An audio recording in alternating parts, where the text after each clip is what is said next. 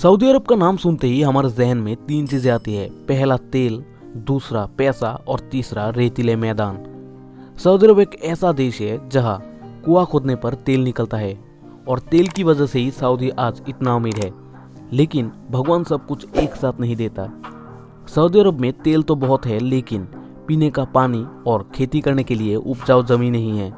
और इसी वजह से सऊदी अरब तेल निर्यात करके जितना पैसा कमाता है उसका 80% खाना और पानी आयात करने में खर्च हो जाता है।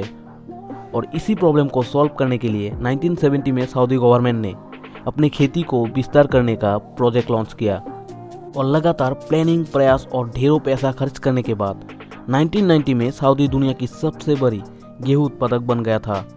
गेहूं के अलावा सऊदी ने सब्जी, फ्रूट्स, डेयरी प्रोडक्ट भी अपने ही देश में प्रोड्यूस करना शुरू कर दिया था। और ये सब पॉसिबल हुआ है मॉडर्न एग्रीकल्चर टेक्नोलॉजी की वजह से।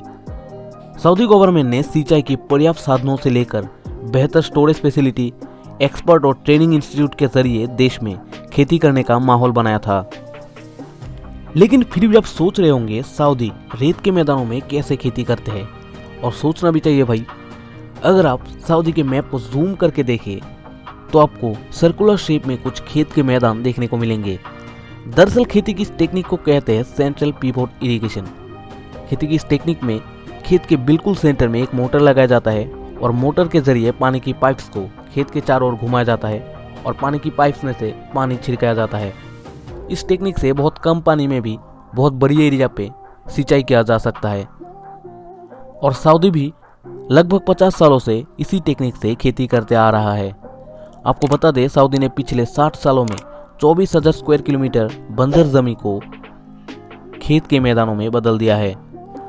सऊदी ने मॉडर्न टेक्नोलॉजी का उपयोग करके कम पानी में खेती तो कर रहे हैं, मगर सवाल ये है वो पानी भी कहाँ से आता है, क्योंकि सऊदी में बारिश लगभग ना के बराबर है और भूमि जल भी खत्म होने के कगार पे है।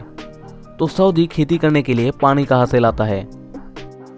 तो आपको बता दें, कई रिसर्चों के बाद सऊदी ने पता लगाया आज से लगभग 10,000 साल पहले सऊदी हरी भरी मैदानों से और नदियों से घिरा था और वक्त के साथ साथ बंजर जमीन में बदल गया। उन्हें पता चला वो पानी जमीन से 1 किलोमीटर नीचे फॉसिलों में कैद है और सऊदी के पास पैसे की कमी तो है नहीं। उन्होंने मशीनों की मदद से वो पानी निकालना शुरू कर दिया और उसी पानी से आज सऊदी खेती करते हैं।